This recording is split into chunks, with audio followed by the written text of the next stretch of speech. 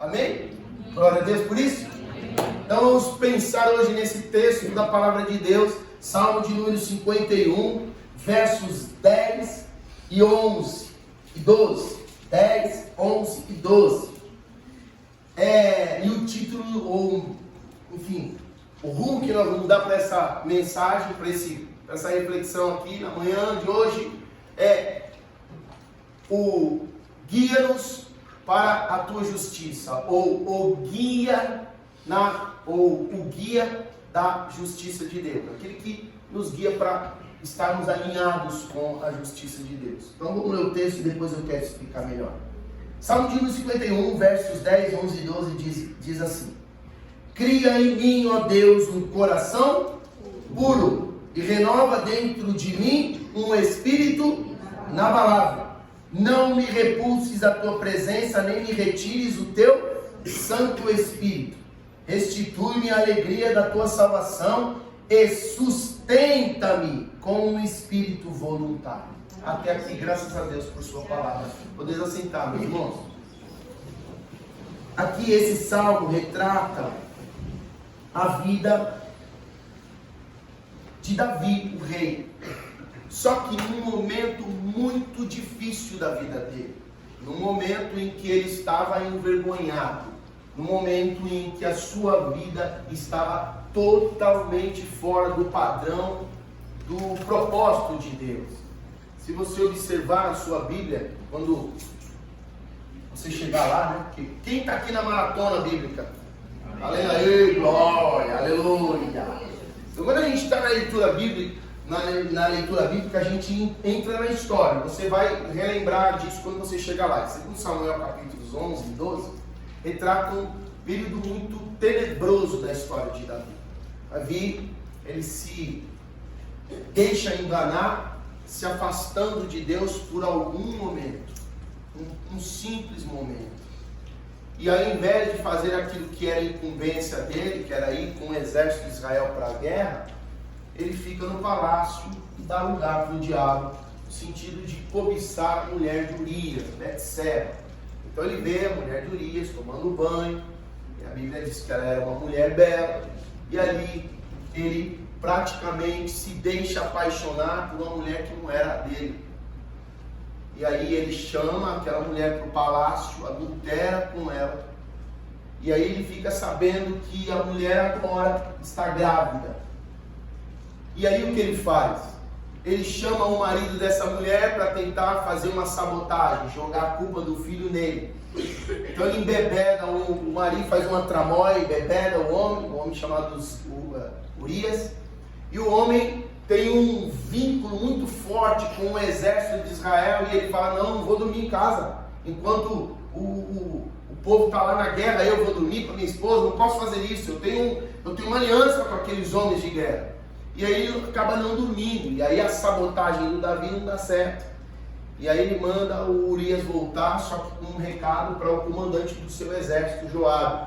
Diz: coloca o Urias na frente da batalha e deixa ele sozinho lá, porque assim a gente vai dar um álibi para a questão do meu casamento, porque ele já estava planejando o casamento com a Betseba. E aí o que acontece é que o Urias morre por uma negligência proposital de Davi, né? E aí ele, se não bastasse ter matado o homem da mulher, o marido dela, ainda a toma como esposa e casa-se com ela. Nesse exato momento começa o trabalhar do Espírito Santo, porque um coração impenitente não dá lugar, lembra que nós falamos, não dá lugar àquilo que o Espírito Santo quer guiar, porque o Espírito Santo deseja nos guiar a toda justiça de Deus. E o que é que nós estamos pensando no tema do nosso ano? Vamos recapitular isso aqui. Tenho fome e sede do quê? Da justiça de Deus. E como eu tenho ensinado desde do primeiro dia do ano, justiça de Deus trata-se de um alinhamento, de uma conexão, de uma proposta de Deus para cada um de nós que estávamos afastados por conta do pecado que atingiu em cheio a nossa natureza e nos separou, quebrou a nossa comunhão com Deus. Portanto a gente não consegue perceber a Deus, nós ficamos cegos para Deus. nós ficamos insensíveis para Deus. Então Deus está nos chamando, através de Jesus, para nos realinharmos ao propósito dele. Só que como é que cegos conseguem enxergar o caminho sozinhos? Nós vimos no domingo passado que é impossível. Só por meio da graça de Deus. A graça de Deus enviada por meio de Jesus.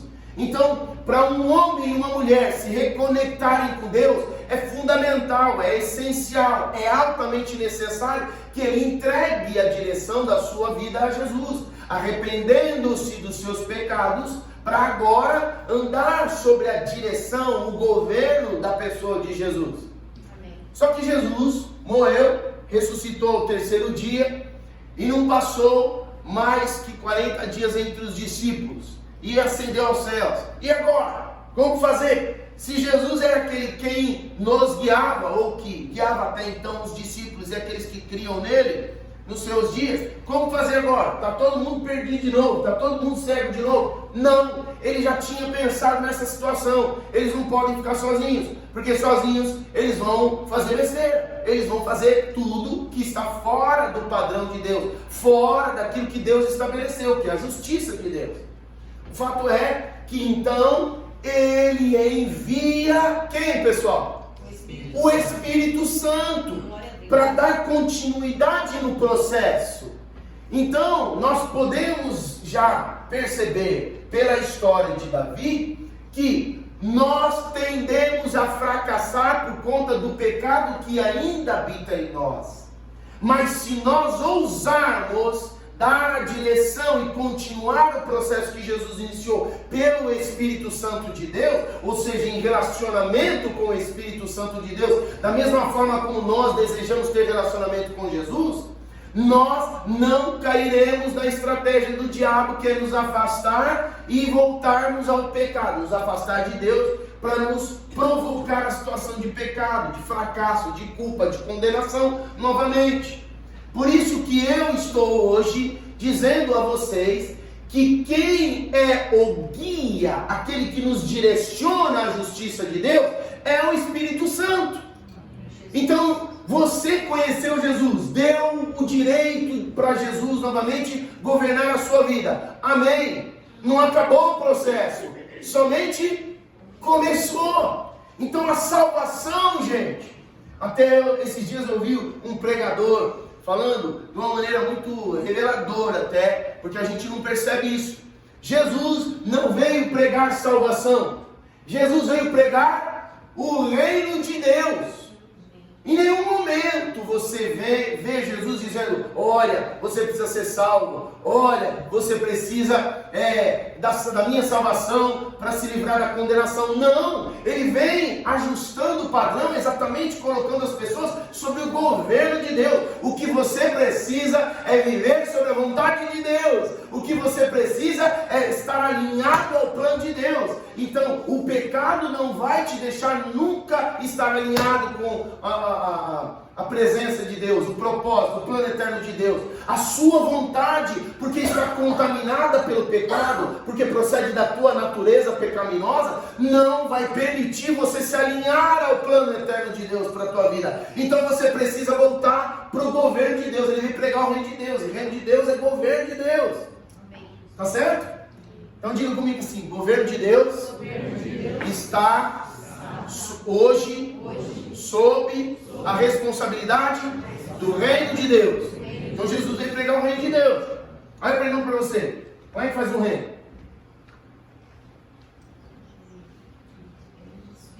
Quem já fez o IFC aqui não pode responder agora, tá bom? Pode sabotar. Como é que se faz o reino, gente? Alguns diriam com castelo,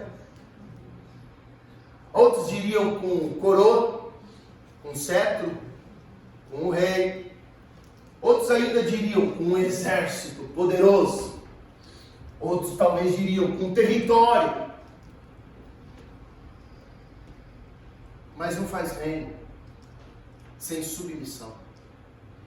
Você pode ter tudo isso, mas se não tiver pessoas que se disponham a se curvar diante daquilo que o rei está apresentando como direção, não há reino. Pegaram a ideia? Então não adianta a gente dizer que está no reino de Deus, mas a gente não obedece o rei. A gente não segue sua direção.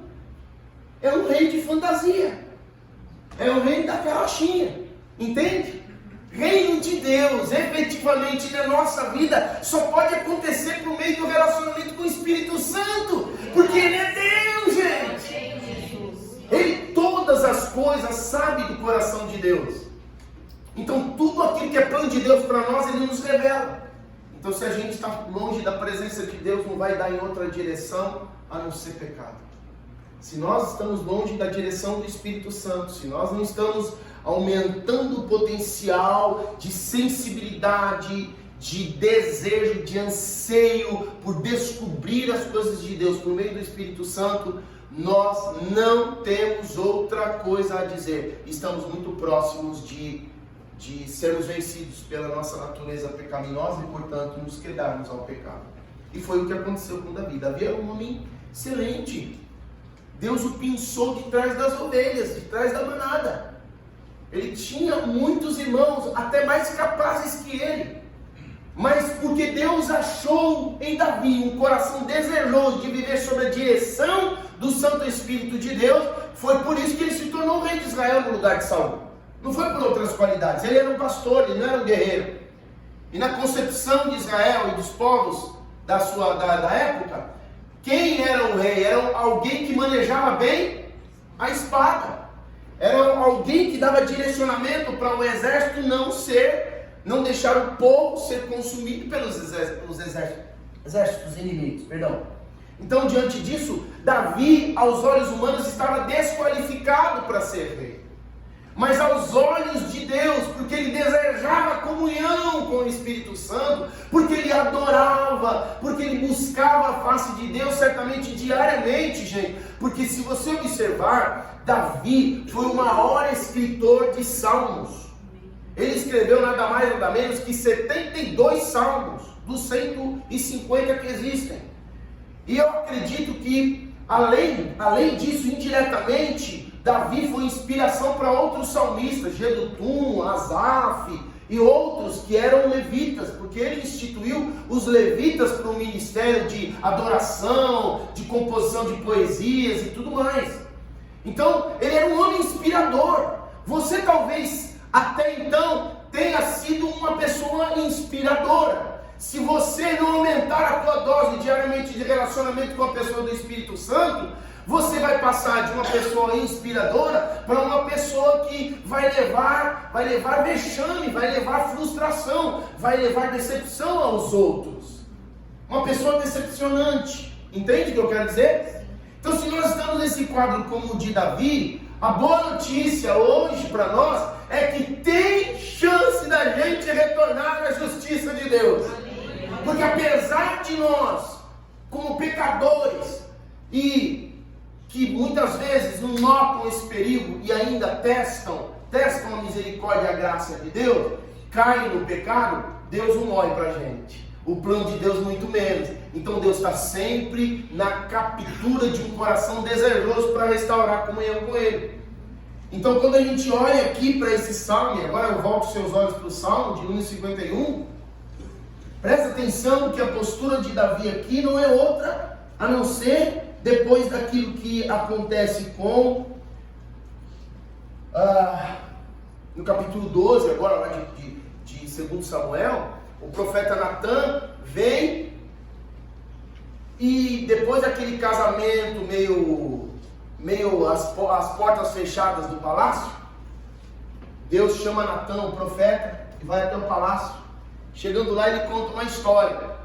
Havia um homem rico que tinha muitos gados e muitas ovelhas, e um pobre que só tinha uma ovelhinha, e esse pobre amava essa ovelhinha de uma tal forma que ele dava de comer, ele carregava no colo, ele protegia, ele amparava, tratava como filho.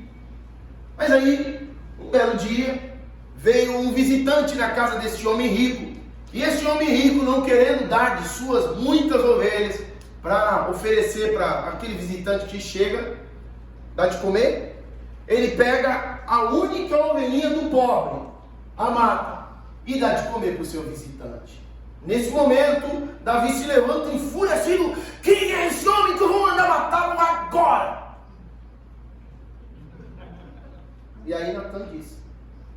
Este homem é você. Nesse exato momento, a Bíblia diz que Davi se queda aos pés do Senhor, dizendo: eu muito pequei contra o Senhor. E o profeta naquele exato momento disse: porque você tomou esse passo de se arrepender, Deus não vai matar você. Porque Deus certamente iria julgar o pecado de uma maneira potencial, porque o vexame que Davi tinha causado entre o povo e os povos inimigos era muito grande. Então, por conta do arrependimento de Davi, Deus não deu para ele aquilo que ele merecia. Ele merecia morrer, mas Deus não fez com ele. Deus o perdoou. Então, muitas vezes as pessoas imaginam a igreja cristã como um lugar de gente perfeita. E não é. Você não é perfeito, irmão. Tanto quanto eu não sou perfeito. Quanto mais nós nos expomos, quanto mais nós nos tornamos pessoas públicas, nós somos alvos de crítica, nós somos alvos de olhares, e nós não atendemos às expectativas de muita gente. A gente não atende a expectativa nem do cônjuge que mora, que vive com a gente diariamente. A gente não consegue, porque nós carregamos uma natureza de pecado. Agora, entre desejar praticar o pecado e cair nele de uma maneira sem precedente, sem juízo, sem noção do que está fazendo, é uma coisa. Tropeçar, dar uma deslizada, porque você não notou, você não segurou, você não teve aquela sobriedade constante como deveria, é outra coisa. Então, aqui Davi demonstra o arrependimento dele por conta desta falta de sobriedade, que causou um grande prejuízo para ele, uma grande destruição, não apenas para a sua reputação, mas para, sobretudo, a reputação do Deus de Israel. E agora, por conta dessa atitude, começa o processo dele ser guiado pelo Espírito Santo de volta à justiça de Deus. Então, por que eu estou falando isso? Porque se você está nessa situação hoje, e eu não estou aqui para te julgar, e muito menos para trazer condenação, porque eu não sou juiz, eu sou um cego que estou com as minhas mãos em Jesus e Jesus está me guiando. Amém, meu irmão? Amém. Aliás, aqui quem é que enxerga aqui? Depois de domingo passado ninguém enxerga, né? Está todo mundo na direção de Jesus. Está todo mundo, né, Carol? Está todo mundo, né? Tateando Jesus e Jesus dirigindo. Então eu não posso olhar para um, para outro e dizer assim: você viu? Olha o pecado aqui que você não está enxergando. Você não consegue nem ver o seu diante de Deus. Então você não pode apontar para ninguém. Você só precisa continuar em Jesus. Amém? Está claro isso? Amém. Então na igreja tem um monte de gente cega. Pastor, você está pregando uma coisa que é antibíblica. Cego é só quem é incrédulo. Ah, é? O próprio Senhor Jesus revelou a João, o apóstolo, no capítulo de número 3, a partir do versículo 14 de Apocalipse, que existia uma igreja cega. Uma igreja pobre, miserável, uma igreja que estava nu e que estava deixando Jesus para fora da igreja, que era a igreja de Laodiceia. Então Jesus apareceu para aquela igreja, como naquela velha ilustração, né? Que tinha uma pessoa do lado de fora, um mendigo do lado de fora, chorando na porta de uma igreja, e ele chorando, assim, de uma maneira muito inconsolável. Aí aparece Jesus para ele e fala assim: meu filho, por que você está chorando? Na porta da igreja, entra na igreja, vai receber consolo. Aí o mendigo diz para ele: não, Senhor, eu não estou podendo entrar, estou muito triste, eles não me deixam entrar, eu sou mendigo. Eu falei assim: não se preocupa não, filho, eles também não me deixam entrar. Entende? Então, muitos de nós precisamos resgatar essa consciência de pecado. A igreja não se tornou um lugar onde as pessoas são perfeitas a partir do momento que entregam suas vidas a Jesus. Mas estão em busca de relacionamento com Deus. Essa que é a diferença. Porque, gente, se nós observarmos a atitude de Davi aqui, você vai ver isso. Ele tinha acabado de pecar, gente. Estava aqui há alguns dias. Possivelmente numa situação ainda que a amargura que estava ali queimando no coração. A condenação estava forte na consciência dele. Você pecou, você envergonhou o nome de Deus. E estava ali massacrando. E ele estava se sentindo vazio, que é o que a gente sente. Olha o versículo 10 aí. Pode ler, por favor. Cria em mim coração puro, ó Deus, e renova dentro de mim o espírito inabalável. Ele está reconhecendo. Ele está reconhecendo que está precisando de Deus. Que ele precisa voltar urgentemente. Ele precisa repriorizar a vida com Deus. Por que alguém peca? Você acha que o pecado ele nasce no nosso coração de um minuto para o outro? Não. Porque nós vamos nos acostumando à ideia de não precisar de Deus. E alguém que se acostuma com a ideia de não precisar de Deus está, sem perceber, se distanciando dele. E é aí que entra a tentação. É aí que o inimigo vem e coloca a sujeira dele para a gente achar que é um aperitivo, que não vai dar nada não. E aí acaba acontecendo toda uma ruína. Então, quando a gente fala de arrependimento, a gente está falando dessa proposta de ter a consciência de que não dá mais para viver longe de Deus. Às vezes as pessoas entendem arrependimento como vexame, como humilhação. Essa é outro engano de Satanás que precisa ser quebrado no nosso meio. Porque quem disse aqui que depois que nós reconhecemos Jesus como nosso Salvador e Senhor, e damos a Ele o governo da nossa vida, nós não temos a possibilidade nenhuma mais de precisar de se arrepender? Você vai deixar de falhar?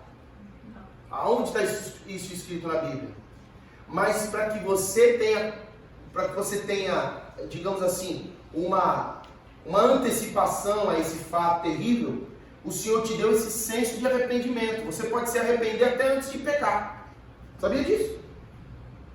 Porque se você observar, por exemplo, Gênesis capítulo 4, quando Deus aparece para Caim e Abel, quando Caim ficou irado contra Deus porque ele ofereceu frutas e o seu irmão ofereceu um cordeiro, como o seu pai certamente o havia indicado para fazer, porque essa era a vontade de Deus, essa era a justiça de Deus, porque tinha que sacrificar um cordeiro, ainda que ele não sabia que o cordeiro fazia uma referência a Jesus, o cordeiro de Deus que tira o pecado do mundo, que viria para cobrir o pecado daqueles que estavam naquela ocasião. Ele vai oferecer frutas, então ele faz da forma dele, do jeito dele, e entrega o que ele fez, ou seja, representando os próprios méritos.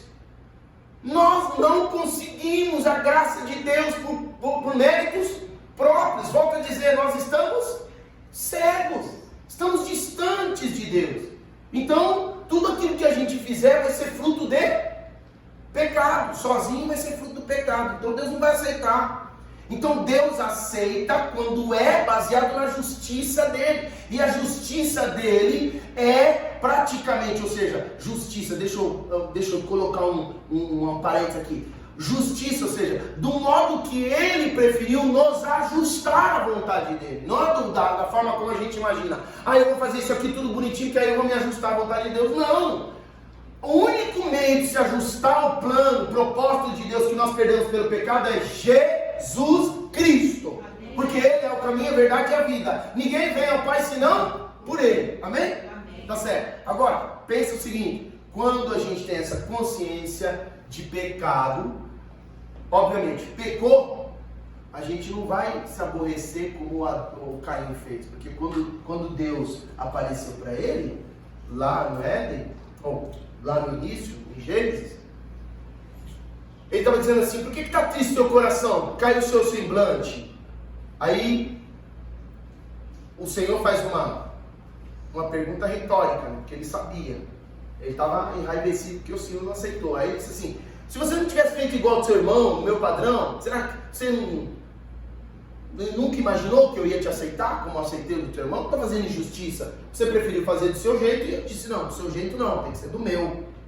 Então quando Deus mostra para nós que estamos errados, não é para condenar, é para nos dar a chance de nos arrepender antes do pecado. Porque quando Deus falou a Caim, ele falou assim, ó, e eu vou te dizer mais, eu estou te dando a chance de você voltar a fazer o certo, porque isso que você fez não foi ainda um pecado.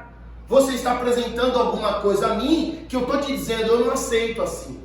Tem que ser do meu jeito e não do seu. Porque do seu é fruto da carne, do meu é fruto do Espírito. E o Espírito é que prevalece, amém?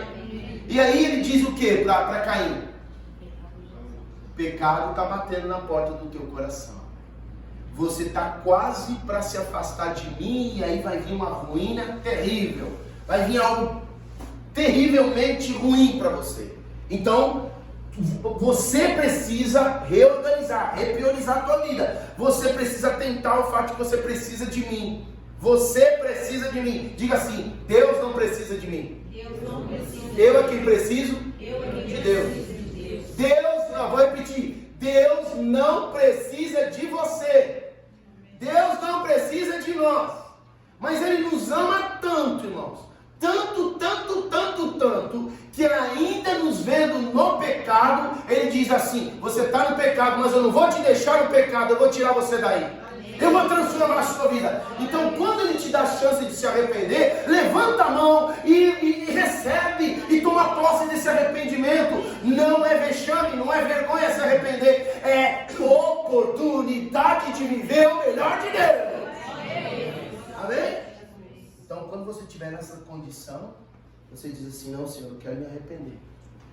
Cria em mim, ó Deus, um coração puro e renova dentro de mim um espírito inabalável. Ele está mostrando aqui a sua necessidade de arrependimento. Sabe por quê, irmãos? Porque o reino de Deus, ele se baseia em justiça. Eu vou pedir para você colocar aí o dedinho em Salmo 51. Vamos para o versículo Romanos, capítulo 14. Verso de número 17. Romanos capítulo 14, verso 17. Olha o que diz aí, ó. Romanos 14, verso 17. Porque o reino de Deus não é comida nem bebida, mas justiça, paz e alegria, aonde? No Espírito Santo.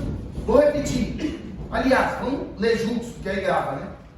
Porque o reino de Deus não é comida nem bebida, mas justiça, paz e alegria no Espírito Santo. E veja assim, é um processo mesmo. Quando nós entendemos, reconhecemos a necessidade de voltar para a direção de Deus e reconhecemos sobretudo que é pelo Espírito Santo, nós nos ajustamos ao padrão de Deus. Porque o Espírito Santo, ele vem para nos convencer. Então o primeiro passo para você e eu sermos guiados à justiça de Deus é reconhecermos o convencimento do Espírito Santo. O Espírito Santo está convencendo você e a mim. Está tocando no meu coração e na minha consciência. Para não fazer diferente da justiça de Deus. Então, porque o reino de Deus se baseia na justiça. A justiça, você e eu ajustados à vontade de Deus, como diz Romanos capítulo 5, versículo 1, que diz assim, justificados mediante a fé, temos paz com Deus. Porque debaixo do espírito da desobediência, que nós éramos tomados por causa do pecado, nós estávamos afastados da graça, destituídos da glória de Deus. Então nós nos tornamos inimigos de Deus, opositores de Deus. Então agora, por meio da justiça que Deus promoveu em Jesus Cristo, nós somos reaproximados de Deus. Então isso de inimizade, nós nos tornamos agora pacificados com Deus. Então Deus agora nos acolhe. Amém? Então uma vez que você se sente acolhido, qual que é o fruto desse acolhimento? Como é que você vai se sentir? Feliz ou infeliz? Presta atenção aqui para mim, ok? Olha para mim aqui, gente. Não deixa os inimigos roubar a palavra não, tá? Ok? Pega aí, ó. Você e eu, se estivermos ajustados em Jesus Cristo, porque, repito, Romanos 5:1 diz, justificados, pois, mediante a fé em Jesus Cristo, temos paz com Deus. Amém? Então, uma vez que eu estou ajustado, eu vou viver em acolhimento de Deus. Deus vai me aceitar de novo, porque agora a marca do pecado passou e eu estou limpo, estou lavado no sangue de Jesus. Aí eu vou ter paz com Deus, ou seja, eu não sou inimigo, agora eu sou amigo de Deus. E aí, o terceiro ponto é que eu vou viver alegria. Alegria. Olha o que o Espírito Santo promove, gente. Tudo porque eu e você temos uma consciência de necessidade de arrependimento. Então diz assim, diga comigo assim: quando eu facilito o processo do arrependimento no meu coração, e Deus está brotando no meu coração, eu me ajusto com Deus, recebo a sua paz e vivo a sua alegria. Oh, maravilha! Amém, irmão? Então arrependimento não é coisa frustrante, é coisa vitoriosa. Está precisando se arrepender hoje? Levanta a mão e fala assim: eu me arrependo, eu me entrego, me curvo diante do Senhor, eu quero me ajustar, porque aí vem a paz, em seguida a alegria. Aleluia, podemos levantar e ir embora. Não, ainda não. Tem mais coisa. Tem coisas que Deus quer falar aqui conosco. Agora, perceba que o propósito de Deus, depois de convencer, o convencimento do Espírito, porque eu esqueci de falar uma coisa aqui para vocês, é um atributo do Espírito Santo, gente. O atributo do Espírito Santo é convencer. Se a gente, por exemplo, observar lá em João, vamos lá para o Evangelho de João, agora. Evangelho de João, no capítulo de número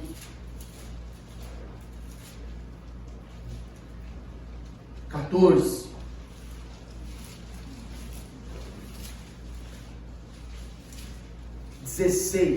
É melhor. 16, a partir do capítulo 16, versículo 8 em diante. Olha o que diz aí, ó. Quando ele vier, convencerá o mundo do pecado, da justiça e do juízo. Do pecado porque não crê em mim, da justiça porque vou para o Pai e não me vereis mais, do juízo porque o príncipe desse mundo já está julgado. Então aqui ele está dizendo o seguinte, que o atributo do Espírito Santo, ao promover convencimento no nosso coração, é para fazer a gente observar que há um padrão de Deus. Convencer, repitamos aí, os três pontos.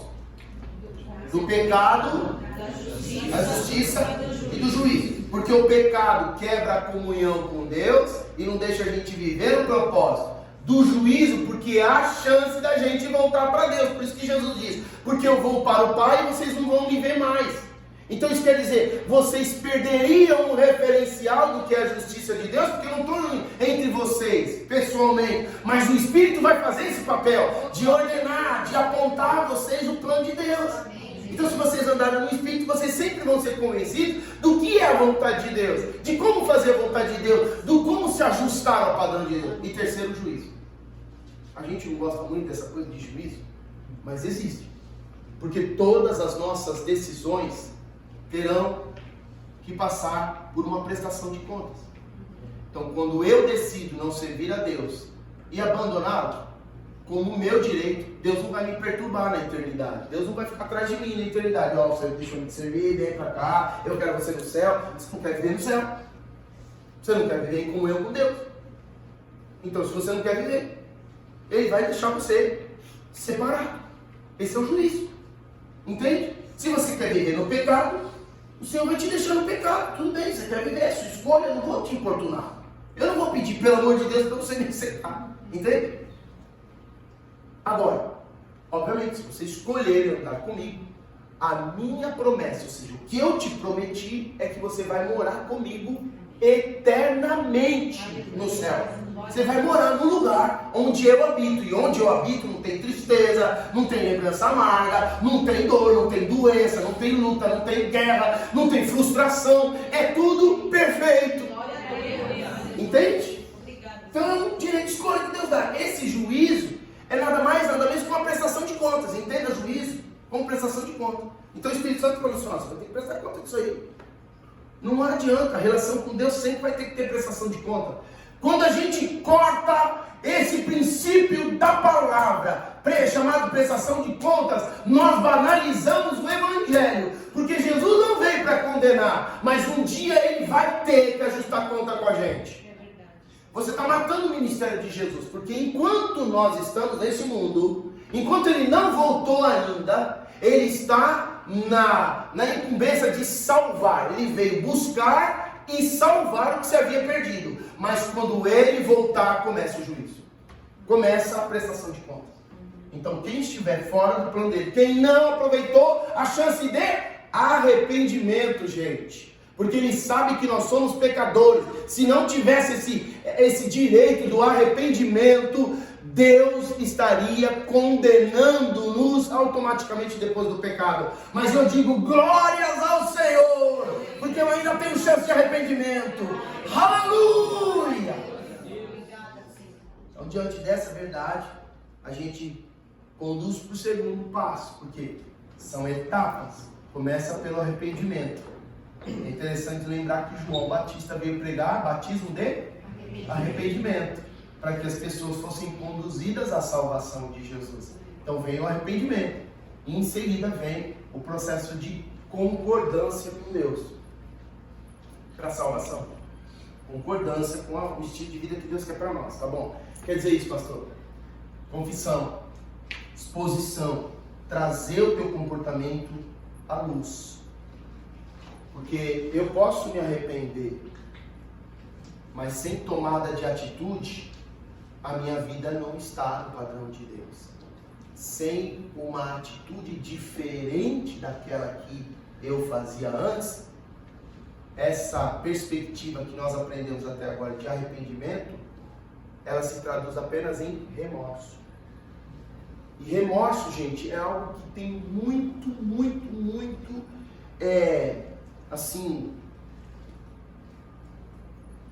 tem sido muito aderido, essa atitude tem sido muito aderida por muitos cristãos.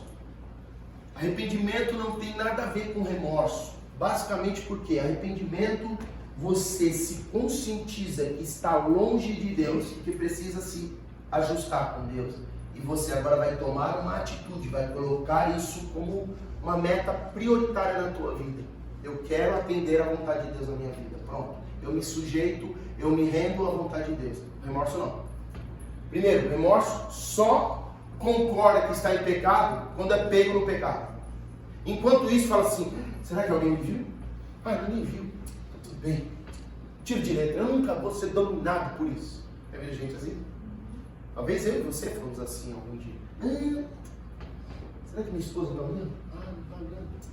Se não está olhando, tudo bem. Está tudo certo. Eu nunca vou me separar dela. Eu nunca vou trair ela. Você já está traindo. Entende? O chefe viu. Mas era só uma folhinha. E se fosse sua? Não, era só um grampeadorzinho. Não tem jeito. Isto é roubo. Vamos deixar mais bonito, porque a sociedade hoje não gosta de palavras pesadas, né? Isso é uma apropriação indébita. É roubo, irmão. É safadeza. O cara está pegando a coisa que é dele. Entende? Então, enquanto eu não concordar com essa realidade, isto é errado. Eu não posso fazer isso. Eu não devo fazer isso. Porque eu sirvo a um Deus que pode me dar todas as coisas. Basta eu pedir para Ele. Eu não preciso tomar nada de ninguém. Eu não preciso fazer nada escondido. Eu não preciso viver uma vida nas trevas, obscuramente falando. Eu não preciso viver entenebrecido. Uma palavra difícil para viver debaixo de trevas. Eu não preciso viver nessa condição. Então eu não me sujeito mais a isso, entende? Olha o processo agora de arrependimento tornando-se prático. Tá claro isso? Amém. Exposição. Não, isso aí eu não faço mais não. Isso aí não. Satanás, fora da minha vida, não vem nem desse negócio mais. Nem pense, fora de mim. Tô fora disso aí. Tô fora. Não quero mais. Então esse é o processo do guiar do Espírito Santo. Porque assim, Tiago no capítulo de número 4, no versículo de número 7, diz assim: sujeitai-vos a Deus. Mas faz o que depois? Sujeitai-vos a Deus, ou seja, entra no plano de justiça de Deus, mas você precisa concordar, que você não tem que andar mais no caminho do diabo, você não tem mais que fazer a vontade dele, nem no pecado, então você tem que resistir, você tem que dizer, fora daqui, em nome do Senhor Jesus, eu não te sirvo mais, eu não sou súdito do império das trevas, hoje eu estou debaixo do reino de Deus. Amém? E aí o que acontece é que você ganha força na justiça de Deus. Você não perde, o Espírito Santo está te fazendo caminhar. Porque quando a gente fala de poder do Espírito Santo, quando Atos capítulo 1, versículo 8 lá, diz lá, mas recebereis poder ao descer sobre vós o Espírito Santo, e vocês serão minhas testemunhas, não está falando só de êxtase, gente, não está falando só de ter visão, de ter dom de língua, não está falando apenas disso, está falando de autoridade no poder do Espírito Santo para dizer assim, não, aqui não, diabo, nunca mais, em nome de Jesus, porque eu sei o que você quer fazer com a minha vida, eu sei o que você quer fazer com a minha família, eu sei o que você quer fazer com os meus negócios, eu sei que você quer tornar minha vida um lixo como a tua está, mas eu sirvo o meu Deus, eu vou pagar o preço, eu vou andar na direção do Espírito Santo. Isso é resistir o diabo que vem pelo poder do Espírito Santo. Então, gente que não vive assim, é gente que diz, eu não preciso do Espírito Santo. O Espírito Santo é uma força que pode vir, pode não vir, não, é uma pessoa. E porque é uma pessoa, você tem que se relacionar com ela para conhecê-la. Certo? E aí o fato é que confissão, como eu estava dizendo, vai promover uma mudança de atitude que não se confunde com remorso. Porque o remorso é descoberto, chora, mas passa alguns dias, muda de atitude? Não muda de atitude. Então, por exemplo, um dependente de droga, que não concorda com Deus, ou seja, não confessa. Porque quando a gente fala, outra palavra, meu irmão, que está dando urticária ultimamente na igreja cristã, que não deveria, por falta de compreensão, as pessoas estão sendo enganadas por Satanás, é a palavra confissão. Confissão? O que é isso, pastor? Eu tenho que expor a minha vida. Não, pastor, peraí, não pode. Meu irmão, enquanto nós negarmos o nosso estado de pecado, nós nunca vamos sair dele.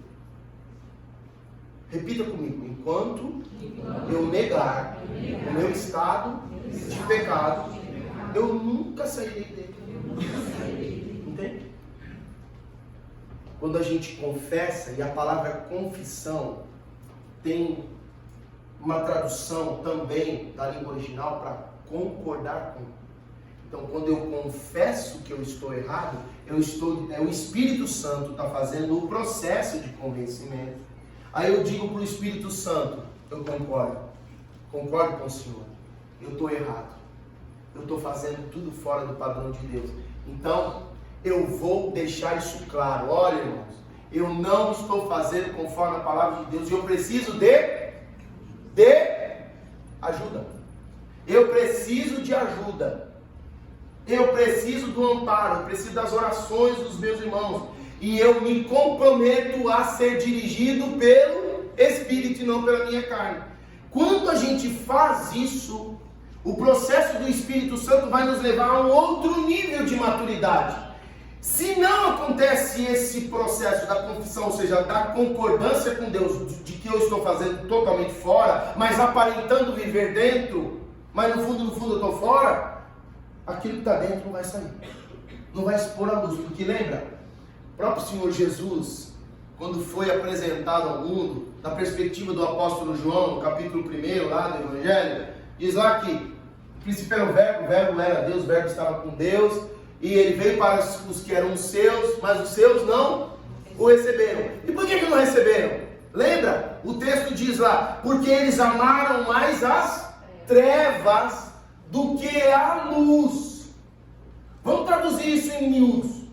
Eles amaram mais o comportamento que eles tinham. Eles amaram mais as falcatruas que eles viviam. A maneira torpe que eles conduziam a vida. Conclusão. Presta atenção aqui, ó. Conclusão. Eles escondiam a vida exatamente que eles viviam, mascarando uma falsa realidade.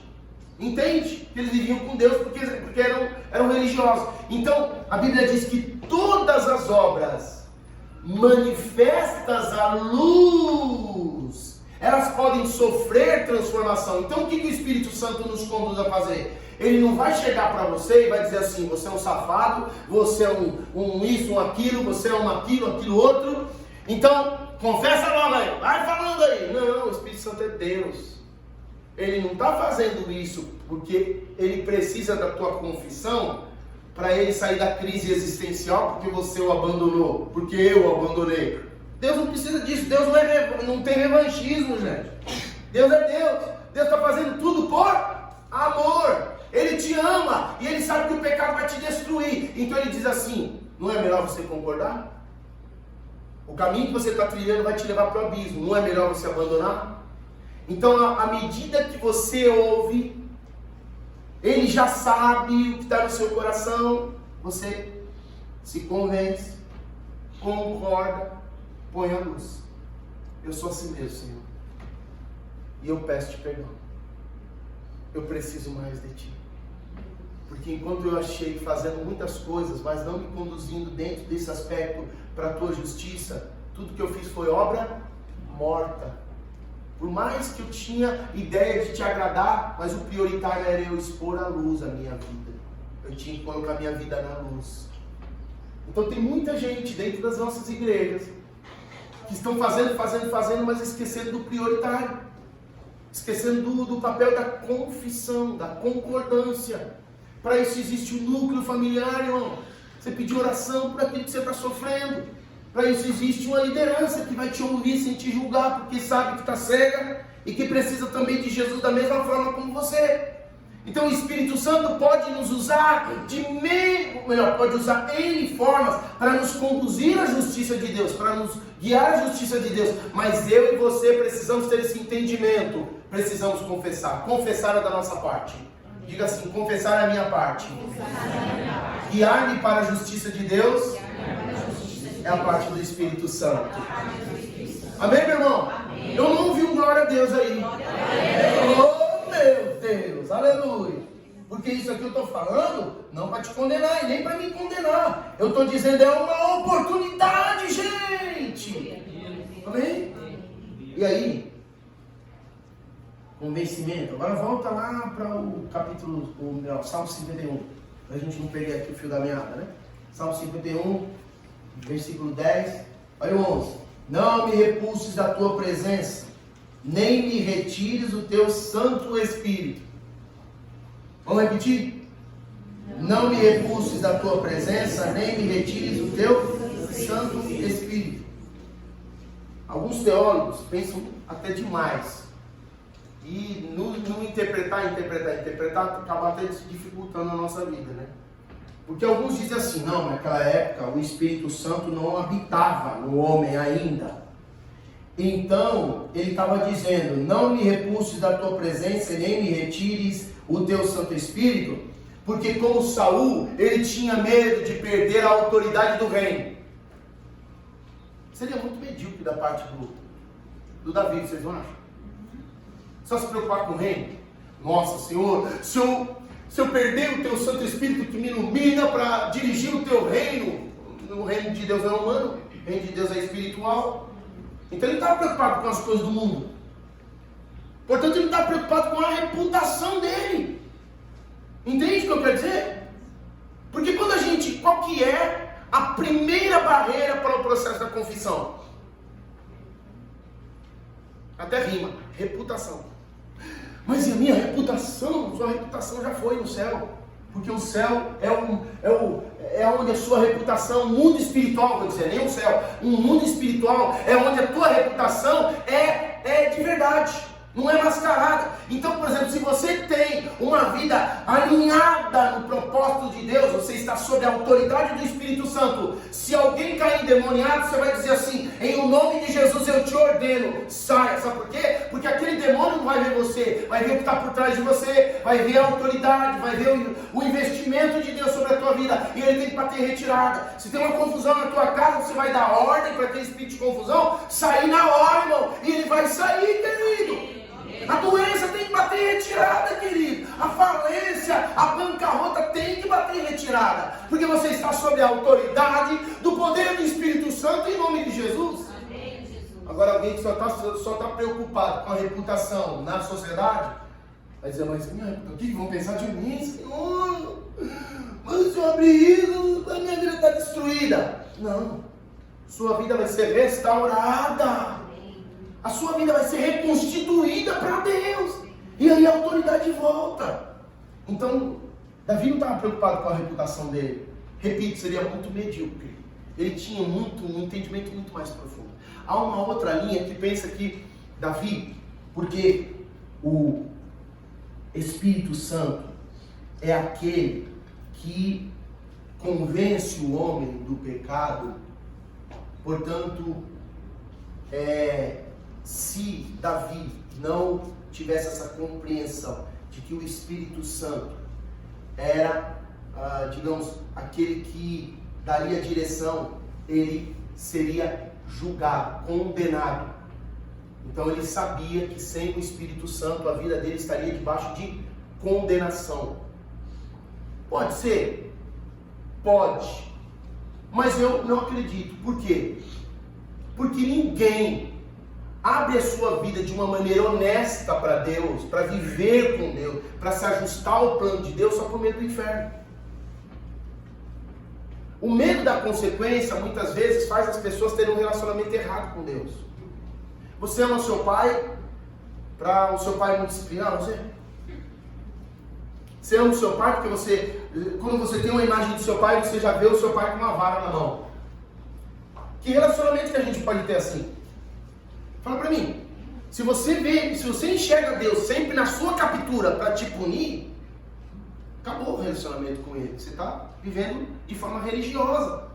Isso não te dá vontade de chegar perto. Por exemplo, meu pai hoje é convertido, graças a Deus, ama o Senhor Jesus, está com a vida transformada. Mas meu pai, gente, quando ele botava a chave na porta de casa, os filhos pareciam rato. Corria tudo para debaixo da cama, se escondia no guarda-roupa, porque a gente tinha medo dele chegar nervoso da rua e ver a gente fazendo alguma traquinagem de criança e sentar a vara na gente. A gente tinha medo. Tinha vez que eu passava perto do meu pai fazia qualquer movimento assim, né? Com a mão, eu já dizia, oh meu Deus. Eu já tinha esse tipo de situação, é um terror. Então tem gente que vive assim, uma relação com Deus. Deus nos ama, queridos. Mas Deus não pode ver, não nos pode ver sendo destruído e não fazer nada. Então Ele quer que você traga isso à luz, para Ele te dar um poder para resistir àquilo que o pecado pode fazer contra a tua vida novamente. Tá bom? Terceira é a que eu acredito. Davi tinha certeza de que o Espírito Santo na vida dele era algo que não podia faltar. Ele tinha certeza porque ele tocava para o Senhor por meio do Espírito. Ele proclamava a glória do Senhor nos seus salmos por meio do Espírito. Tudo o que ele vivia, desde o amanhecer ao anoitecer, o Espírito Santo o conduzia. Então ele já tinha experimentado até aquele momento tudo o que era da parte da justiça de Deus. Ele já tinha vivido aquilo. Então quando ele diz, Senhor, eu não quero viver sem teu Espírito, eu não quero viver longe do teu Espírito, eu quero me reaproximar do teu Espírito. Então se tem alguma coisa nos impedindo do relacionamento, eu estou expondo aqui, Senhor. Por favor, me ajuda a compreender isso. Por favor, não deixe o teu Espírito longe de mim. Eu preciso muito do teu Espírito. Nós precisamos voltar a isso. Resgatar. Amém, meu irmão? Amém, meu irmão. Eu sei que o dia a dia é corrido. Eu sei que você tem muito trabalho a fazer na tua vida. Mas nada é melhor do que um tempo na presença do Espírito Santo. Nada pode ser mais contagiante do que a alegria do Espírito Santo. Nada pode tomar esse espaço na tua vida. Por último, eu quero te levar para o versículo 12. Versículo 12, ele está dizendo aí, né? O que é que ele está dizendo no versículo 12 do Salmo 51?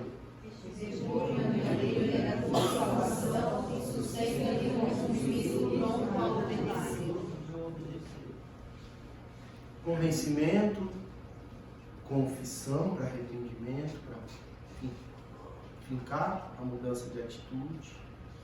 Agora vem o aspecto de necessidade de santificação. Porque se há alguma coisa que o Espírito tem que fazer na nossa vida, é dar continuidade ao processo de consagração da nossa vida para Deus. Porque nós sozinhos não vamos conseguir. Eu e você, quando um dia aceitamos a Cristo como nosso Salvador, eu assim tenho um pouco de resistência a essa palavra de aceitar Jesus. É como se Jesus estivesse pedindo um favor para nós, né? Nós é que estávamos numa necessidade, né, cruel de Jesus. Então, é receber Jesus, é dar a oportunidade de Jesus dirigir a vida. Amém? Amém? Compreender, né? Então, quando você recebeu Jesus no teu coração para ser teu Senhor e teu Salvador, como eu disse, ele iniciou um processo, mas que o Espírito Santo é quem continuou. Esse processo é um processo de tornar você de uma pessoa que estava debaixo do espírito de desobediência, agora uma pessoa obediente. Uma pessoa que estava debaixo das trevas do pecado, uma pessoa iluminada pelo Espírito Santo para fazer aquilo que é santo, que é separado para Deus. Então esse é o processo de santificação, que vai levar você a viver em santidade. Santidade não é ter a vida imaculada, sem nenhuma, digamos assim, tendência ao pecado. Não existe isso. O salmista, o próprio Davi diz: eu fui concebido no ventre da minha mãe em pecado, eu já nasci em pecado. Então o pecado já faz parte da minha vida. Só que eu não preciso viver sob a direção desse pecado. Eu posso viver na direção do Espírito Santo ou na direção de Deus, como vocês queiram. Então viver na direção de Deus é o mesmo que santidade. Alguém que é santo é alguém que decidiu abrir mão da natureza pecaminosa e agora vai viver debaixo da direção única e exclusivamente de Deus através do Espírito Santo hoje. Porque, meu irmão, pega a revelação agora aí, ó. Se você não aderir ao processo de santificação, se eu não aderir, não me render ao processo de santificação, eu inevitavelmente vou viver debaixo de condenação. E eu posso dizer claramente para você, não é bom viver debaixo de condenação. Não é bom viver, porque condenação destrói a gente de dentro para fora. Tudo que Deus colocou em nós, que é bom, tudo que é agradável, tudo que é perfeito de Deus em nós, vai sendo deteriorado, vai sendo destruído aos poucos, arruinado, porque a condenação vai te atormentando todo dia. Você não é capaz, você é pecador, você não muda, você é aquele que só fala e não toma uma atitude, você é incapaz, você não é amado de Deus coisa nenhuma, você está distante de Deus e daqui a alguns dias você vai morrer, vai ser condenado. É ou não é? Aí você olha para o outro e ele começa a se comparar. Aí você ouve alguém dizendo, você fala assim, está mandando direta para mim. Ele está me debochando da minha cara. Isso é alguém que está vivendo debaixo de condenação. Alguém que está competindo com outro, tem dentro da igreja principalmente, tem um lance de condenação. Então tem que mandar embora isso. Mas não é, você não vai ver na Bíblia nenhum momento dizendo assim, em nome de Jesus, espírito de condenação, sai da minha vida. Não tem isso. Sabe por quê? A condenação, ela só pode ser vivida com a experiência da santificação, meu irmão.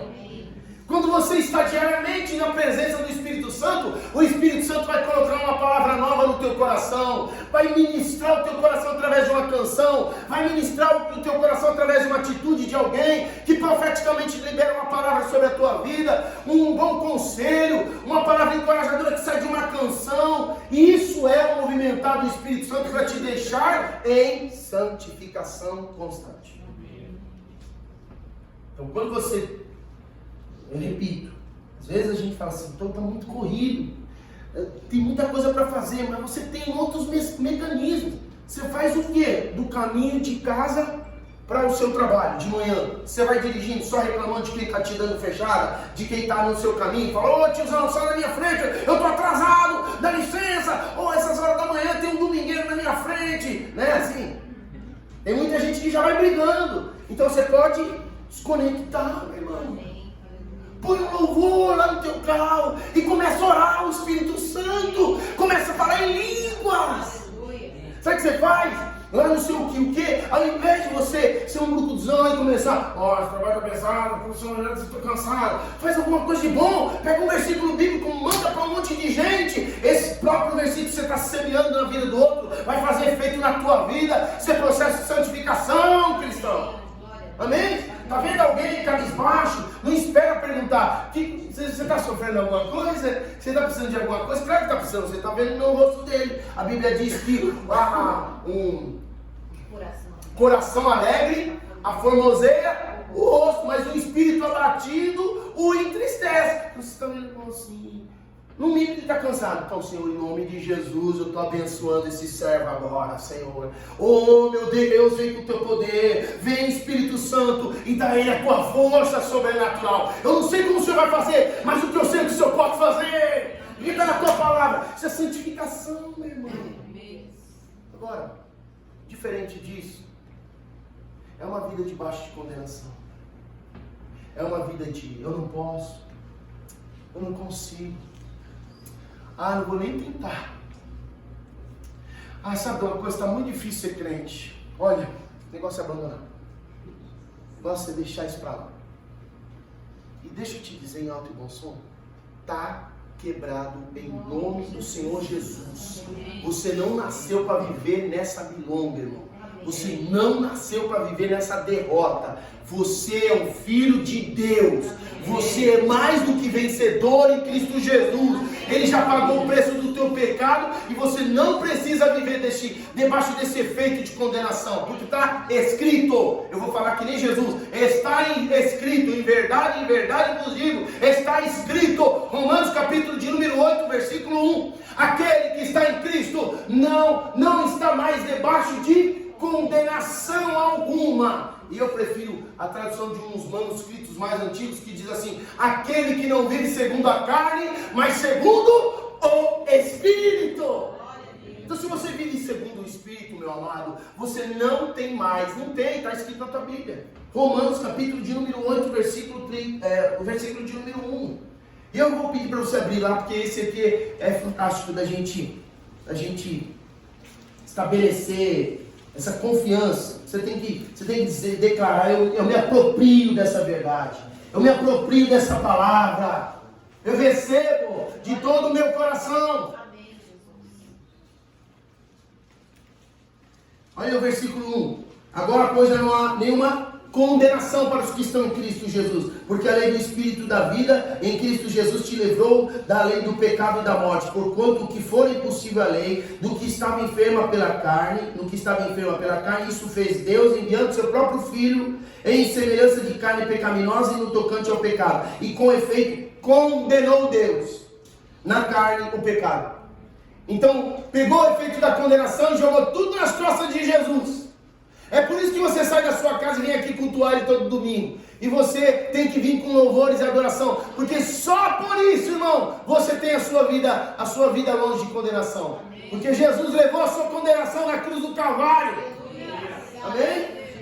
Aí, veja lá, continuando, versículo de número 3. A fim de que o preceito da lei se cumprisse em nós, que não andamos segundo a carne, mas segundo o Espírito, porque os que se inclinam para a carne cogitam das coisas da carne, mas os que se inclinam para o Espírito das coisas do Espírito, porque o pendor da carne dá para a morte e do Espírito dá para a vida e paz. Pois por isso o pendor da carne é inimizade contra Deus, pois não está sujeito à lei de Deus, nem mesmo pode estar. Portanto, os que estão na carne não podem agradar a Deus. Vós, porém, não estáis na carne, mas no Espírito, se de fato o Espírito de Deus habita em vós.